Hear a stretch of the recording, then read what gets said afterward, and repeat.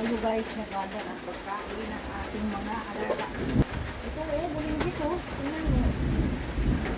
Ito ang napakakulit. Ito, bunso.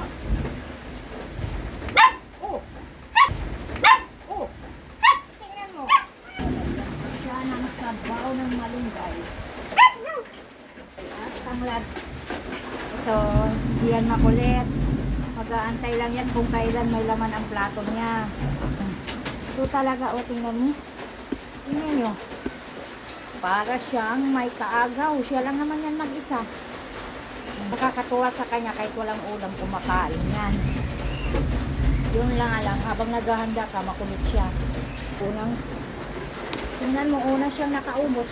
Isa rin niyang magulo pag naghahanda ako ng pagkain. Yan ang pinakamatanda. Siya si Ate Badaw.